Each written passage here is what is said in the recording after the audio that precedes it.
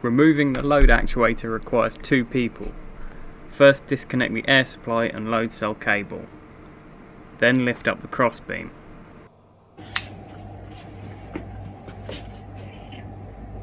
Remove the actuator assembly and the support tube and carefully lower the crossbeam onto the collar clamps.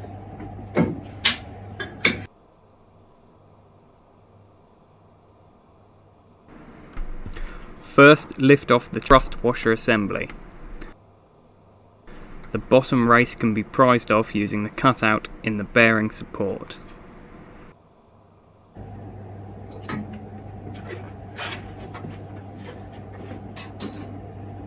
Undo the 3 retaining screws from the bearing support.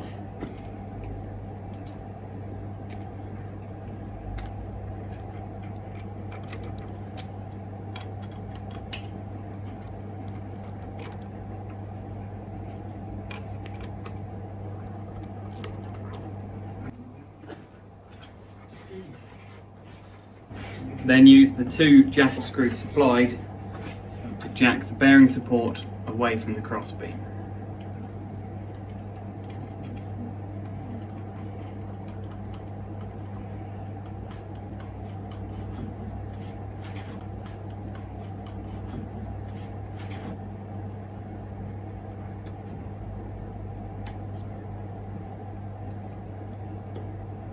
Tighten each screw a small amount at a time to ensure the bearing support lifts off evenly.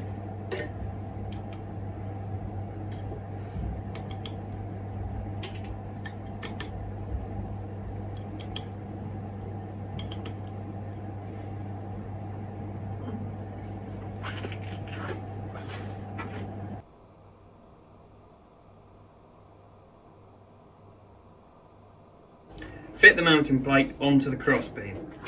Note it can only be orientated in one direction with 1 screw to the back and 2 to the front.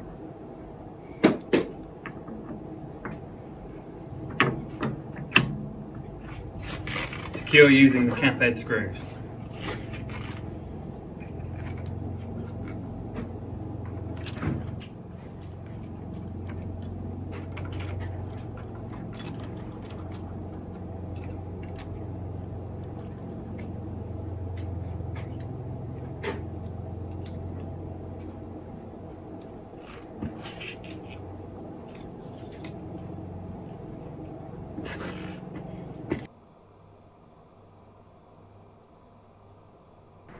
If a rotating specimen hub is fitted, this must be removed.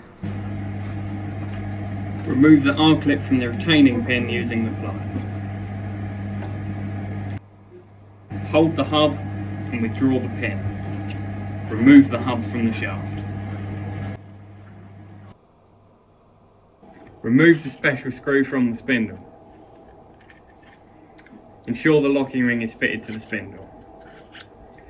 Slide the spindle over the shaft and secure in the lower set of holes with the special screw.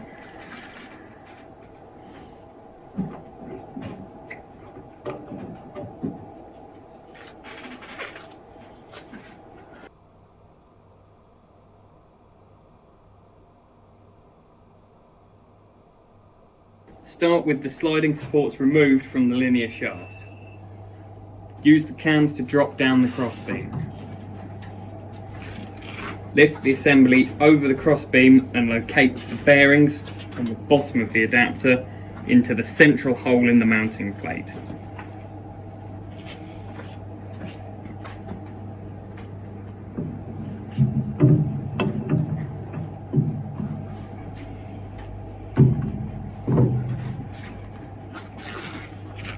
Take care that the anti-rotation pin is located in the hole. The adapter can only be fitted one way around. The bearing spacer will make it hard to fit, so use a rule to locate it. Do not use fingers as the adapter will drop down once located.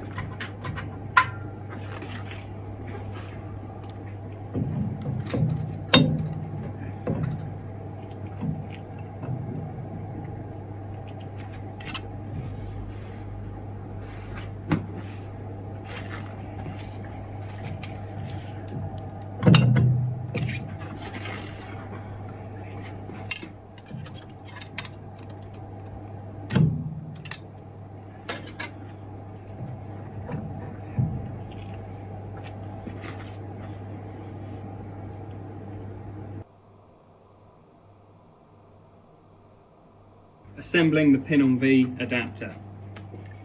Place the low bridges into the bath with the Vee specimens fitted. Fit the sliding supports onto the linear shafts. The LVDT assembly should be to the left side of the machine, with the LVDT unit itself towards the back of the machine.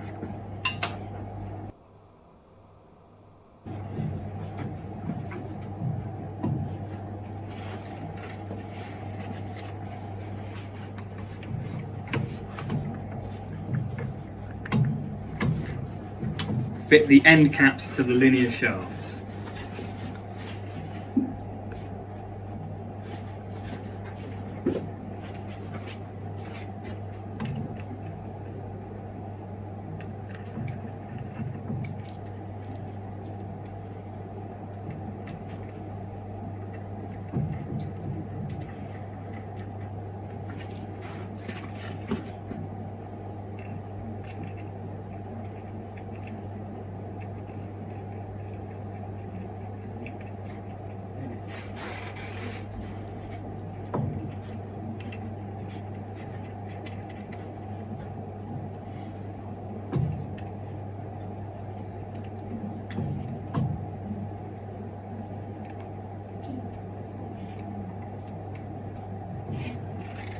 Then attach the low bridges to the sliding supports.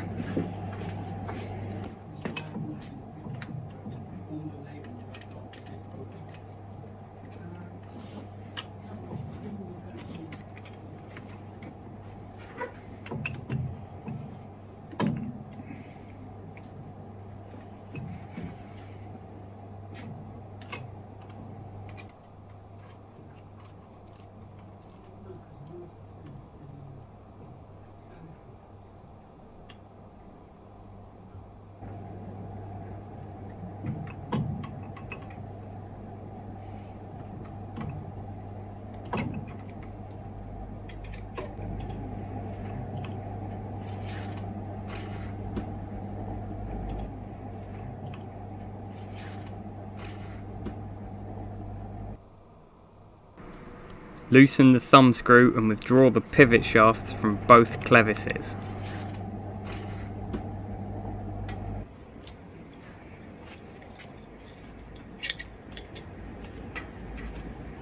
Place the assembly between the load arms and insert the pivot shaft, first at the front, then at the rear.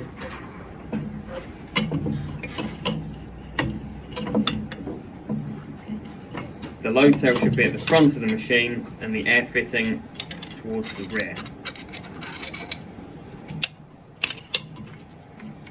Tighten the thumb screws to retain the pivot shafts.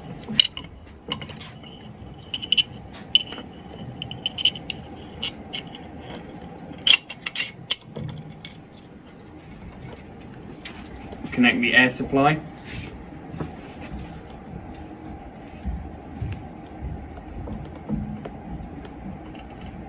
Connect the load cell cable, ensuring to align the red dot on the connector with the red dot on the load cell.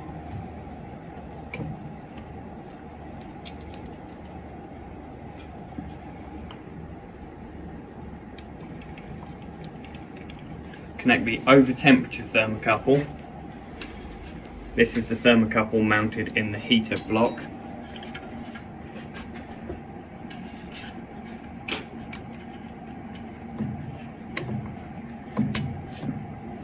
Connect the specimen thermocouple. This is the thermocouple mounted through a gland into the bar. Connect the heaters.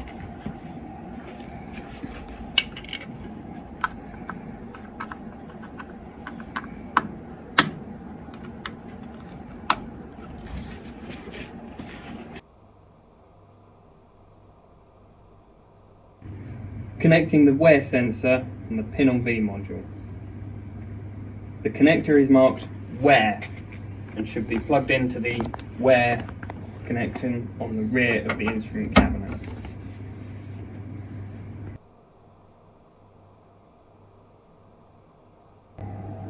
Fitting the specimen to the hub.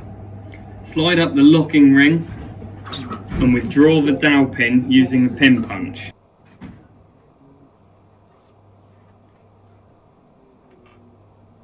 With the specimen fitted to the holder, insert the holder into the spindle.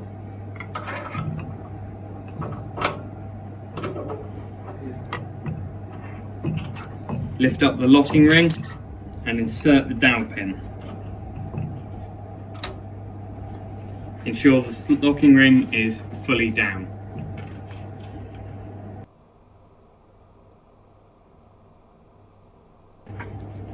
Checking the alignment and adjusting the force transducer. Raise the carriage using the cams.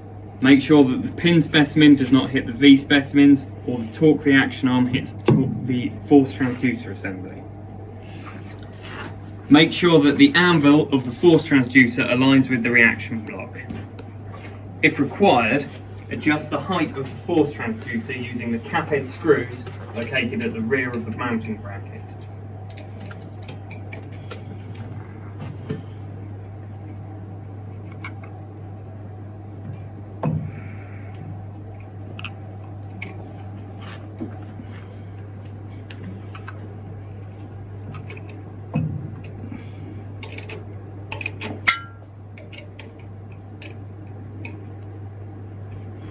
Check that the reaction arm is making contact with the force transducer before the anti-rotation pin contacts the bearing block. Adjust the length of the anvil to approximately 48 mm by loosening the nut and adjusting the position.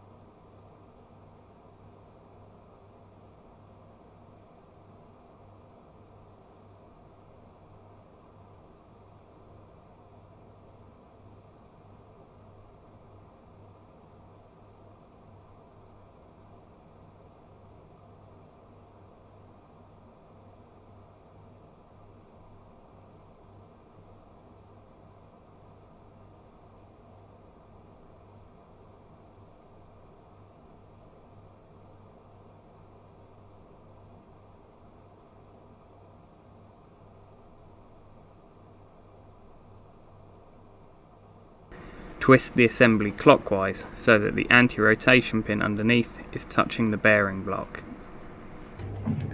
Measure the distance of the reaction arm from the crossbeam.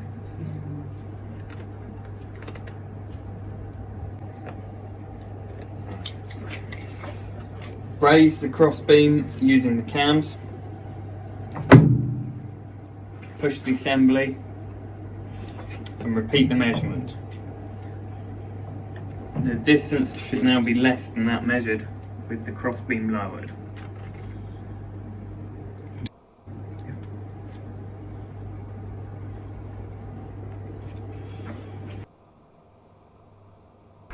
It may be necessary to adjust the adapter setup, especially if you use different dimension specimens. The load arms should be vertical when the specimens are in contact with the pin. Raise the carriage and check the arms. Here we can see the arms are not vertical. So loosen the lock nuts and adjust the length of the push bolts.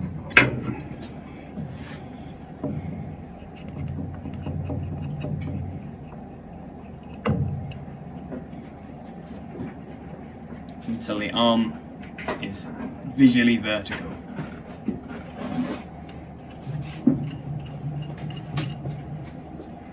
Tighten the lock nut.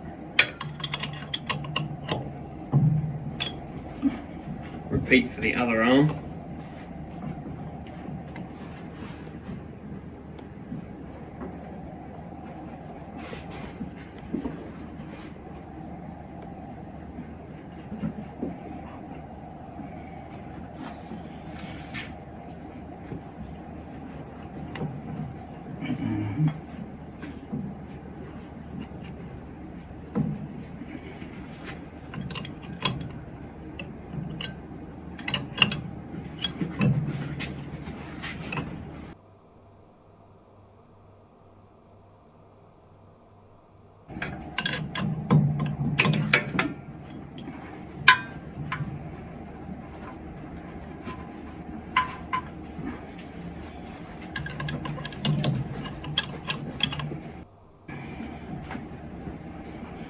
Now fit the load actuator and adjust as required as shown.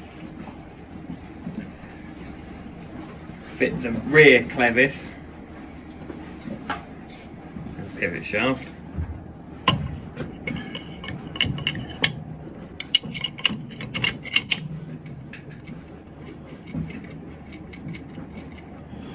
Then check the position of the front clevis.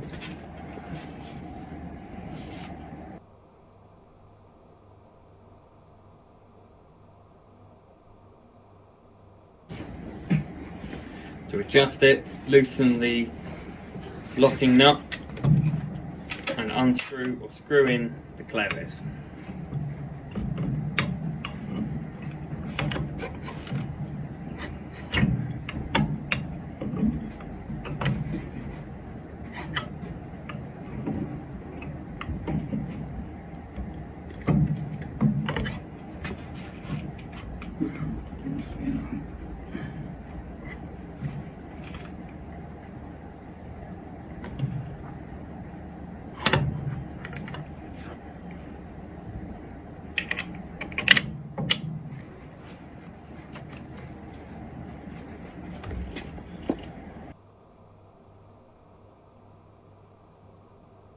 When using the pin on Vee adapter, the load configuration switch must be set to radial.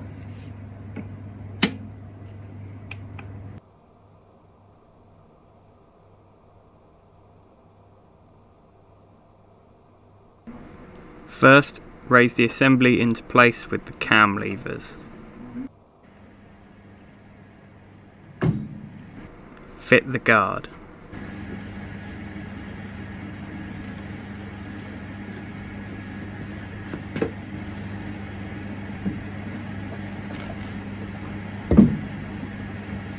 Press the blue reset button. Open comp end.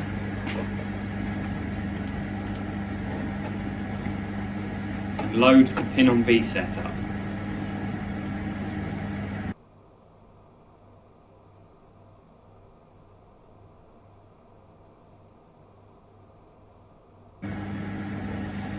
Check that the load configuration box shows radial. Open the desired test sequence.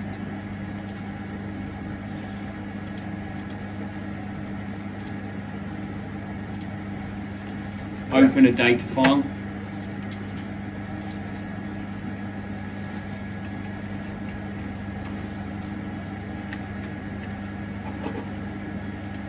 And click Start Test.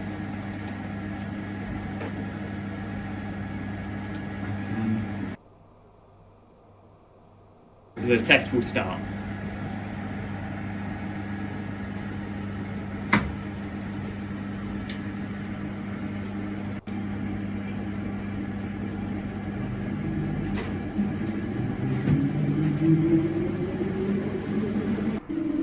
Once the test has stopped, remove the guard.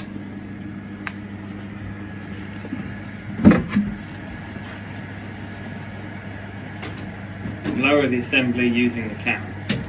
Ensure that the Vee specimens are disengaged from the pin. Caution, the specimens and bath may be hot.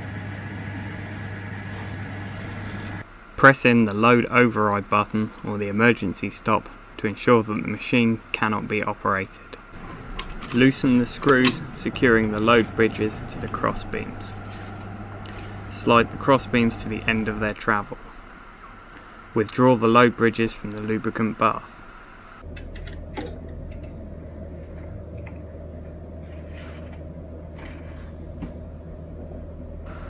Remove the specimens from the load bridges. The V-block specimens are a push fit into the load bridges. If needed, the load screw may be removed from the load bridge and a screw used to push the specimen out.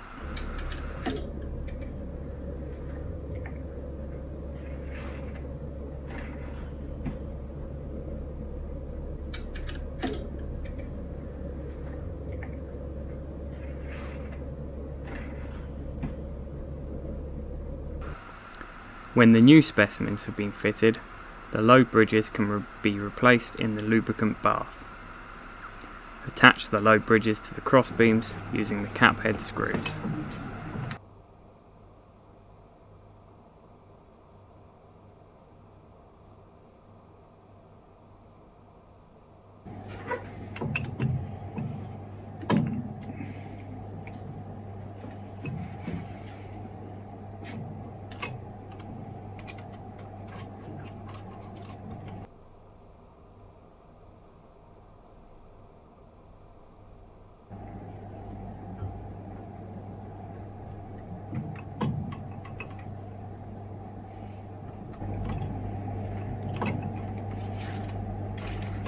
To change the upper pin specimens, fit the specimen to the holder using the cap head screw. Lift up the locking ring on the shaft hub. Use the pin punch to withdraw the locking pin. With the specimen fitted, insert the holder into the spindle.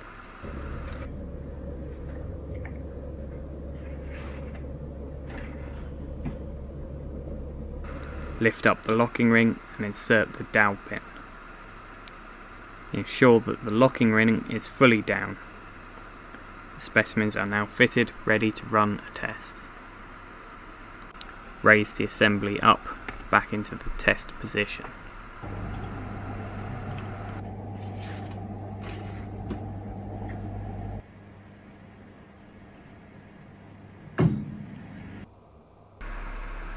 If you need to remove the specimen bath for cleaning, release the 4 screws securing the bath to the heater pad.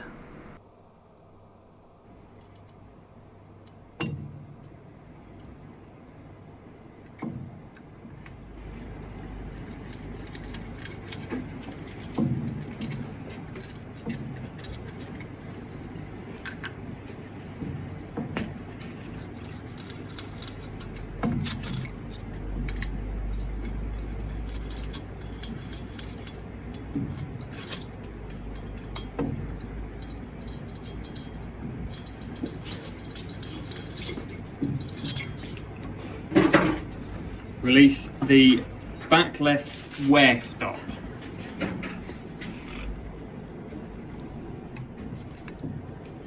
And remove. Then release the grub screw on the linear shaft support.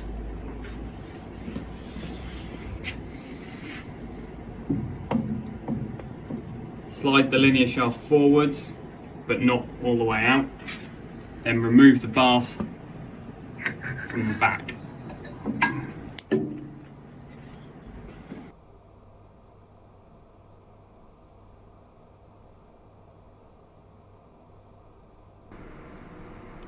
Disconnect the heaters, thermocouples,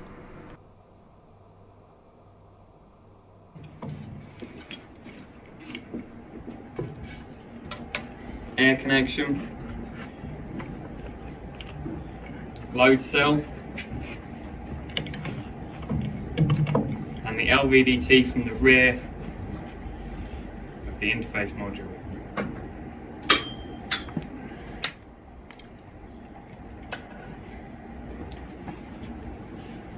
Remove the pin specimen by lifting up the locking ring.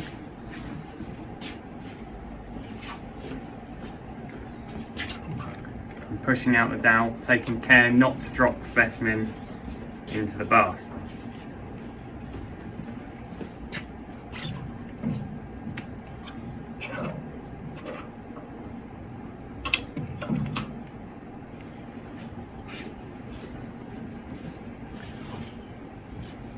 Remove the load actuator assembly.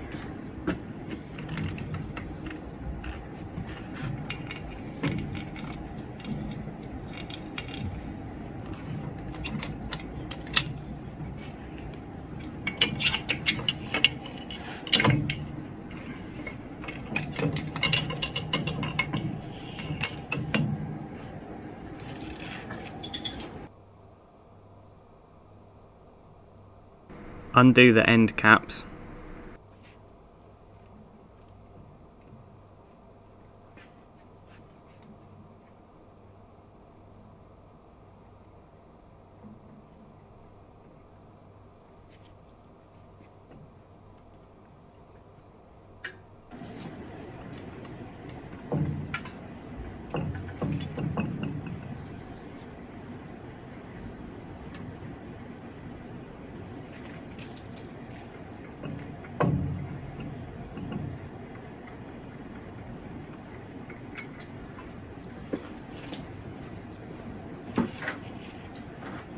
Undo the load bridges.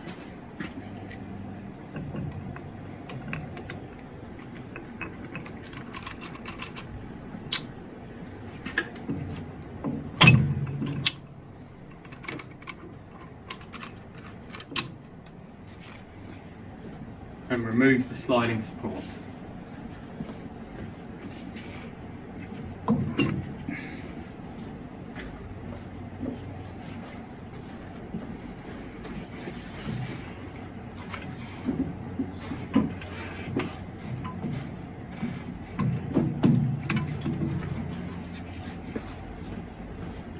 Remove the low bridges from the bath.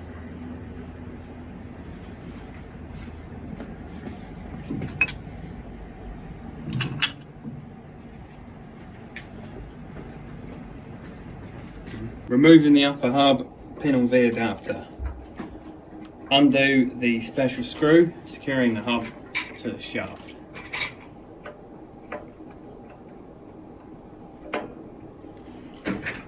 Hold the hub to ensure it does not drop down while we're drawing the screw. Slide the hub off.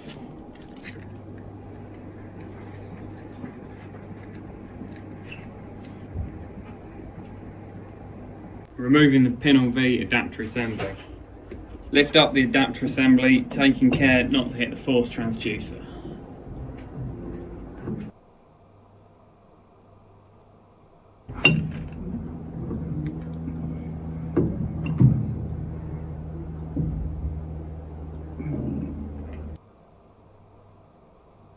Removing the mounting plate. Remove the 3 securing screws.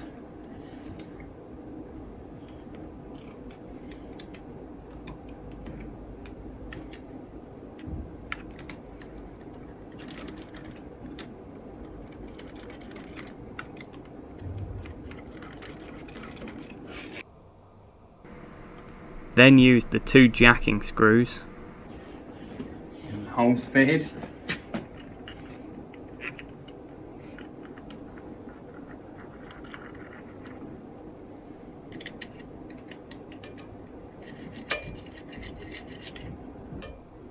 Lift the plate up. Do each screw a small amount at a time until the plate can be withdrawn.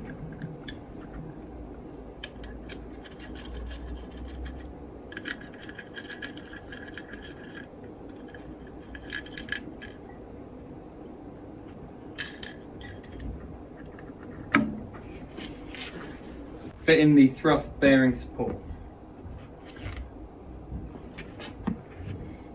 There are 2 dowel pins to align it, and it can only go in one position.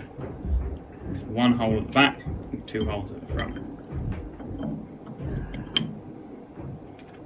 Press it into place and then secure with 3 screws.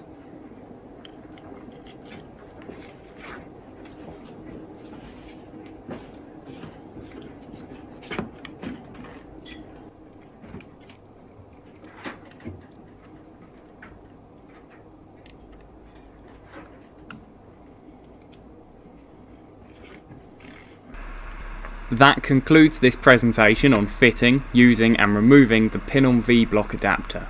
If you need to revisit a specific section, refer to the timeline.